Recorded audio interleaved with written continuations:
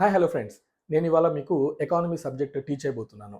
Economy అనంగానే చాలా మందికి భయమనమాట. మీ అందరికీ తెలిసిందే ఎకానమీ అనేది చాలా ఇంపార్టెంట్ సబ్జెక్ట్.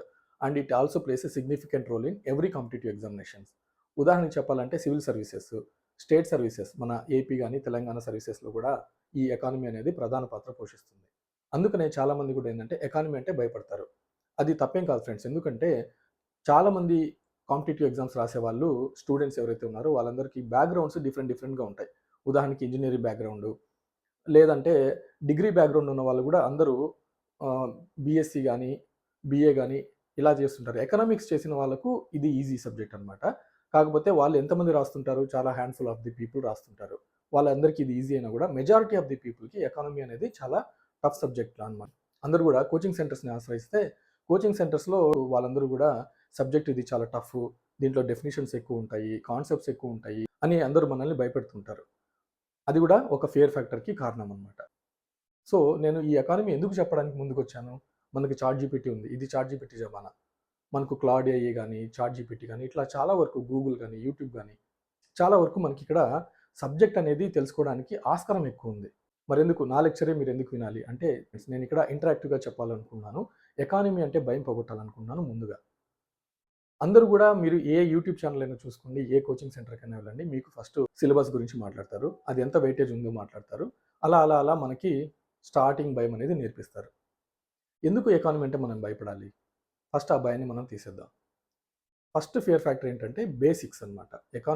ఎకనామికల్ బేసిక్స్ అంటే అదేదో పెద్ద డెఫినిషన్ అలా నేర్చుకోవాలి, బట్టి పట్టాలి, లేదంటే ఇది అర్థం కావట్లేదు అనేది ఆ ఫియర్ ఫ్యాక్టర్ ఉంటుంది. ఆ ఫియర్ ఫ్యాక్టర్‌ని నేను ముందుగా తీయాలనుకుంటున్నాను. ఎగ్జాంపుల్ చెప్పాలంటే ఎకానమీ అది 2 టైప్స్ ఉంటది. మైక్రో ఎకనామిక్స్, మైక్రో ఎకనామిక్స్ అని. తర్వాత నేషనల్ ఇన్‌కమ్ అంటే ఏంటి? బడ్జెట్ అంటే ఏంటి? ఎకనామిక్ సర్వే అంటే ఏంటి? ఇలాంటివన్నీ కూడా ప్రశ్నలు మనకు ముందుగానే భయాందోళనకు గురి చేస్తాయి. ఇంక బుక్స్ అంటారా? బుక్స్ రెఫర్ చేస్తే మటుకు మనకు పిచ్చిలేస్తది ఫ్రెండ్స్. సో, నేనేమంటున్నానంటే ఎకనామిక్స్‌లో బేసిక్ కాన్సెప్ట్స్ మీకు నేర్పిస్తాను. నా క్లాసెస్ ద్వారా మీకు ఎకనామిక్స్ అంటే మొత్తం వచ్చేస్తదని నేను చెప్పలేను గానీ, మీరు ఎకనామిక్స్ బుక్ ఏదైనా రెఫర్ చేయాలనుకున్నా, ఎకనామిక్స్ గురించి చదవాలనుకున్నా, మీకొక ఫస్ట్ హ్యాండ్ నాలెడ్జ్ అనేది నేను ఇప్పించగలుగుతాను. ఈ కాన్సెప్ట్స్ నా క్లాసెస్ ద్వారా మీరు ఎప్పుడైతే బాగా నేర్చుకుంటారో, ఆటోమేటిక్‌గా ఎకానమీ అనేది మీరు చదివినప్పుడల్లా చాలా ఈజీగా మీకు అర్థమవుతుంది.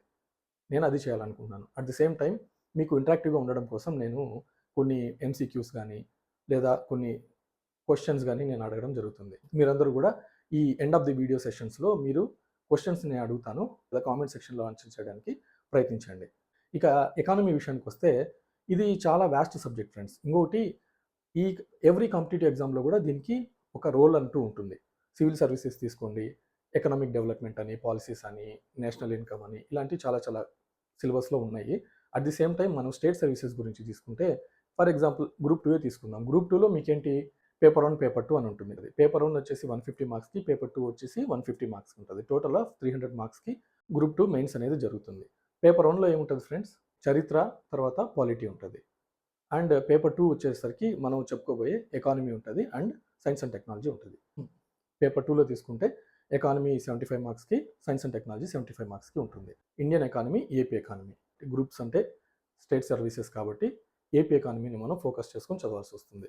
ఈ ఫస్ట్ కేటగిరీ ఇండియన్ ఎకానమీలో ఏమేమి ఉంటాయి మళ్ళీ సబ్ కేటగిరీస్ వచ్చేసి ఫస్ట్‌దొచ్చేసి structure of Indian economy, policies, national income ఉంటది. రెండో సబ్ కేటగిరీ వచ్చేసేసి money, banking, public finance, foreign trade అని ఉంటది. తర్వాత మూడో సబ్ కేటగిరీ ఏంటి? Agriculture, industry and service sectors గురించి మనం చదవాల్సొస్తుంది. ఇంకా అలా సబ్ కేటగిరీస్‌లో మన చాప్టర్స్, సిలబస్ అంతా మనం చూసుకుంటూ వెళ్ళిపోతే ఇది బ్రాడ్‌గా. అండ్ ఏపీ ఎకానమీకి విషయం వచ్చినప్పుడు సేమ్ ఇండియన్ ఎకానమీ మనం చదువుతుంటాం. But in relation to AP structure కాబట్టి మనకు ఏపీ స్ట్రక్చరల్ ఎకానమీ అండ్ అక్కడ ఏమేమి ఉంటది? వాటి యొక్క స్టేట్ యొక్క పాలిసీస్ ఏంటి అనేది మనం కూలంకుషంగా ఇక్కడ చదువుకుంటాం అనమాట. సో, ఇది ఎకానమీ అనేది గ్రూప్ 2 గురించి మాట్లాడుకుంటే. అలాగే సివిల్ సర్వీసెస్ కావచ్చు, బ్యాంకింగ్ సెక్టార్‌లో కూడా కొన్ని ఎకనామిక్ టర్మ్స్ అడుగుతుంటారు. తర్వాత చాలా వరకు కాంపిటీటివ్ ఎగ్జామ్స్ మనం ఏదైతే ప్రిపేర్ అవుతుంటామో అంతా కూడా ఎకానమీ రిఫ్లెక్ట్ అవుతుంటుంది. మనం ఇక్కడ గ్రాస్‌గా ఏం మాట్లాడుకుంటాం అంటే ఎకానమీ యాస్ ఎ హోల్ మనం మాట్లాడుకుంటాం. ఇక్కడేంటి టర్మ్స్, బేసిక్స్ తర్వాత ఇవన్నీ గూడా మనకేంటంటే అన్నీ గూడా ఏ ఎగ్జామ్ తీసుకున్నా గూడా మనకు ఇవన్నీ టర్మ్స్, ఇవన్నీ బేసిక్ కాన్సెప్ట్స్ ఇవంతా సిలబస్ కూడా ఎక్కడైనా గూడా ప్రతి ఎగ్జామ్‌లో గూడా ఓవర్‌లాప్ అవుతుంటుంది. సో, ఇక్కడ మనం గ్రూప్స్‌కి సెపరేట్‌గా చదవాలి, సివిల్స్‌కి సెపరేట్ చదవాలి అని అనుకోవద్దు ఫ్రెండ్స్. ఫస్ట్ ఆఫ్ ఆల్ మీరు గుర్తుపెట్టుకోవాల్సిన పాయింట్ ఏంటంటే we are going to compete with highest number of people. Heavy competition ఉన్న సివిల్ సర్వీసెస్ అలాగే గ్రూప్స్‌లో మనము పోటీ పడుతుంటాం అనమాట. కాబట్టి మనం బెస్ట్ ఆఫ్ ది బెస్ట్ మనం ఇవ్వాలి అంటే ఎకానమీని కూడా మనం అదే విధంగా చదువుకోవాలి. నేను రాబోయే వీడియోస్‌లో చెప్పే కాన్సెప్ట్స్ అన్నీ మీరు నేర్చుకుంటే ఎకానమీని ఈజీగా మనం క్రాస్ చేయొచ్చు ఫ్రెండ్స్. ఇప్పుడు ఎకానమీని మనం ఏ విధంగా చదవాలి? కాన్సెప్ట్స్ ఎలా తీసుకోవాలి? డే టు డే లైఫ్‌లో మనం ఇది ఎలా చేయాలి అనేది ఇప్పుడు మనం తెలుసుకుందాం. ఎకానమీని మనం బ్రాడ్‌గా 2 కేటగరీస్‌కి డివైడ్ చేసుకోవచ్చు. ఒకటొచ్చేసి స్టాటిక్ ఎకానమీ అంటే డేటా, ఈ కాన్సెప్ట్స్, బేసిక్ కాన్సెప్ట్స్ ఇవన్నీ ఏం మారవు. దీన్ని స్టాటిక్ అంటారు. స్టాటిక్ సిలబస్ అంటారు. తర్వాత డైనమిక్ అంటే ప్రతిసారి అప్డేట్ అవుతూ ఉంటుందన్నమాట. ఫర్ ఎగ్జాంపుల్ చెప్పాలంటే బడ్జెట్. ఎవ్రీ ఇయర్ బడ్జెట్ ఉంటది. ఎవ్రీ ఇయర్ ఎకనామిక్ సర్వే ఉంటది. సో, ఏపీ ఎకనామిక్ సర్వే కావచ్చు, ఇండియన్ ఎకనామిక్ సర్వే కావచ్చు. ఎప్పుడు కూడా అప్డేటెడ్‌గా ఉంటది కాబట్టి మనం అప్డేటెడ్ సెక్షన్ కింద లేదా డైనమిక్ సెక్షన్ కింద మనం ఇది చదువుకుంటాం. స్టాటిక్ సిలబస్‌లో ఏముంటది? బేసిక్ కాన్సెప్ట్స్, నేషనల్ ఇన్కమ్ అంటే ఏంటి? ఫారెక్స్ అంటే ఏంటి? పబ్లిక్ ఫైనాన్స్ అంటే ఏంటి? ప్లానింగ్ ఇన్ ఇండియా అంటే ఏంటి? జీడీపీ అంటే ఏంటి? ఇవన్నీ కూడా ఏంటంటే ఇవన్నీ కాన్సెప్ట్స్ ఇవి మారవు. ఈ కాన్సెప్ట్స్‌ని మనం స్టాటిక్ సిలబస్‌లో చదువుకుంటాం. సో, ఇప్పుడు నేను ఓన్లీ ఇంట్రడక్షన్ క్లాస్ చెప్తున్నాను కాబట్టి నేను ఎక్కువగా డీటెయిల్‌గా పోవట్లేదు ఇందులోకి. అసలు ఎకానమీ అంటే ఏంటి ఫ్రెండ్స్? ఎకానమీ అంటే చాలా వరకు కూడా చాలా డెఫినిషన్స్ చెప్తుంటారు. చాలా బుక్స్‌లో మనం డెఫినిషన్స్ చదువుతుంటాం. కానీ ఏది కూడా కరెక్ట్‌గా ఫిట్ కాదు ఫ్రెండ్స్. అందుకని మనం ఇక్కడ డెఫినిషన్ కంటే కూడా పర్స్పెక్టివ్ అనేది చాలా ఇంపార్టెంట్. ఏం లేదు ఫ్రెండ్స్. ఆర్థిక వ్యవస్థ అంటే ఏందంటే ఏదైనా ఒక కంట్రీ లేదా రీజియన్ గురించి మనం మాట్లాడుకుంటే వాటిలో ఉన్న రిసోర్సెస్ అవి ఎలా అందరికీ డిస్ట్రిబ్యూట్ అవుతున్నాయి? అవి ఎలా కన్జ్యూమ్ చేస్తున్నారు? దాని నుంచి ఉత్పత్తి అనేది ఎలా వస్తుంది? అనేదే ఒక ఎకానమీ అన్నమాట. ఎకనామిక్స్ అనేది 2 టైప్స్ ఉంటది. Macro economics, micro economics. పూర్తిగా డీటెయిల్స్‌లోకి వెళ్ళను. మీరేం టెన్షన్ పడొద్దు. ఒక చిన్న వస్తువు లేదా ఒక చిన్న ఏరియా గురించి మనం రీసెర్చ్ చేస్తే దాన్ని మైక్రో ఎకనామిక్స్ అంటారు. ఓవరాల్‌గా ఇన్ జనరల్ మనం రీసెర్చ్ చేస్తే దాన్ని మాక్రో ఎకనామిక్స్ అంటారు. ఫర్ ఎగ్జాంపుల్ చెప్తున్నాను.